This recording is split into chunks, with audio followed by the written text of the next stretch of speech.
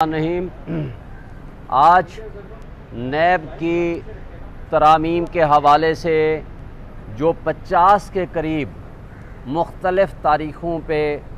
बहस हुई supreme court of Pakistan में, आज वो केस शुक्र अल्हम्दुलिल्लाह इमरान ख़ान की तरफ से जो पटिशन थी वो रिज़र्व हो गई है फॉर आर्डर्स। फ़ैसला देने के लिए सुप्रीम कोर्ट ऑफ पाकिस्तान ने उसको रिज़र्व कर लिया है। और आपको याद होगा पीडीएम की जमातों ने जब शहबाज शरीफ की ज़ेर क़यादत ये इक़्तिदार पिछले 16 महीने 17 महीने पहले संभाला था, उन्होंने 3 काम किए थे। नंबर 1, सबसे पहले नैब लॉ की तरामीम की थी, क्योंकि उन्होंने जो उनका लॉ मिनिस्टर था वो शख्सियत थे जो शरीफ फैमिली के वकील थे। उन्होंने अपने अपने सब मुकदमात सामने रखे और उस क्लास से जहाँ से वो मुतासर हो रहे थे और उनके ख़िलाफ़ मुकदमा स्ट्रांग हो सकता था और सज़ा हो सकती थी, उस हिसाब से उन्होंने नैब के अंदर तरामीम कर दी। और उनको वाहिद पॉलिटिकल पार्टी वो है जो इमरान ख़ान और पीटीआई, उन्होंने इसको चैलेंज किया और इस चैलेंज करने के बाद थ्रू आउट आज तक उनके ख़िलाफ़ 180 से ज़ायद मुकदमात बनाए गए पॉलिटिकल विक्टिमाइजेशन के लिए। और उनको मजबूर करने की कोशिश हुई कि किसी तरीके से वो अपने इस पॉइंट ऑफ व्यू से और अपने इस फैसले से पीछे आ जाएं। उसी के साथ आप देखें, दूसरा उन्होंने फ़ैसला जो किया था, ओवरसीज़ का राइट ऑफ वोट ख़त्म किया था, इसलिए कि इनको पता था कि ओवरसाइज़ का 99% वोट इमरान ख़ान के हक़ में है। तीसरा इन्होंने काम जो गलत किया था वो इलेक्ट्रॉनिक वोटिंग का जो तरीक़ाकार था उसको वापस ले लिया ताकि फोर्जरी और रिगिंग इलेक्शंस में हो सके। ये 3 काम किए और आखिरी दिन जाते जाते आखिरी 10 दिन पहले आपके सामने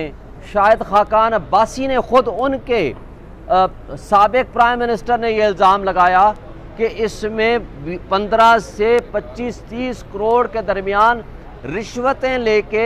यूनिवर्सिटी के चार्टर पास कराए गए और उन्होंने वो कानून साजी की, जुमा बाज़ार लगाया, जिससे लोगों के बुनियादी हुकूक मुअत्तल हुए।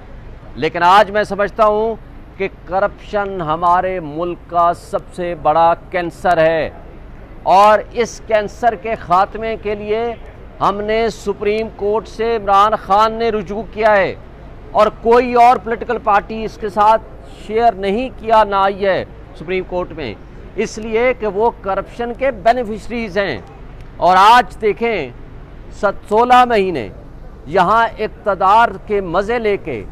शहबाज शरीफ, इसहाक डार, आसिफ अली जरदारी वो आज मुल्क से बाहर भाग गए हैं। क्यों? इसलिए नज़र आ रहा है कि जाते जाते इनकी अपनी मुस्लिम लीग नून की साबिक़ एमपीए जुगनू मोहसिन कहती है कि 1-1 अरब रुपया इनको आखिरी दिनों में दे दिया गया हर एमएनए को, ताकि वो आगे अपने इलेक्शन की तैयारियां करें, जो कि 332 बिलियंस बनते हैं। 332 बिलियंस का इस तरह हवा में उड़ाया जाना, ये सारी चीज़ें शो करती हैं कि इस पाकिस्तान को, कौम को डिफ़ॉल्ट के करीब पहुंचाने वाले ये लोग थे।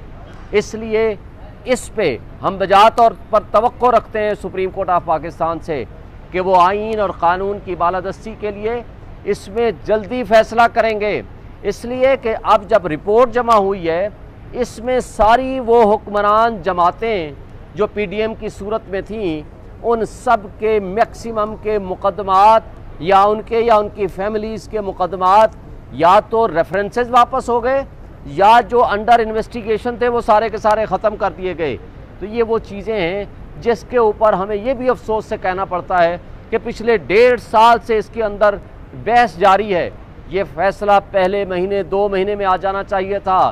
ताकि वो जो करप्शन का पैसा ले के भाग गए हैं, जो करप्शन की प्रॉपर्टीज़ बेच के निकल गए हैं, तो उनसे वापस रिकवर कैसे करेंगे। ये काबिल अफसोस बात है, क्योंकि अदलिया ने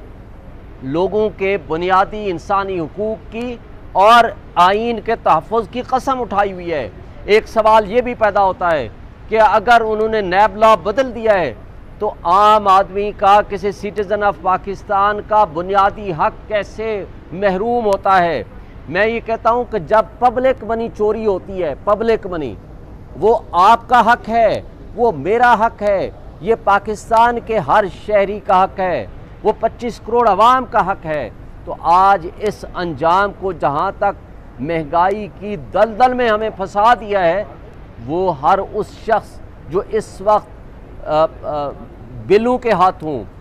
डीजल और पेट्रोल की कीमतों के हाथों, महंगाई के हाथों, बेरोज़गारी के हाथों मजबूर है, वो इस करप्शन की वजह से है, जो यहाँ से पैसा चोरी करके, डकैती करके मुल्क से बाहर ले जाते हैं। और ये वो लोग हैं कि अगर डॉलर ऊपर जाएगा तो भाई उनको तो फ़ायदा है उसका, क्योंकि उनकी तो प्रॉपर्टीज़, उनके पैसे वो डबल हो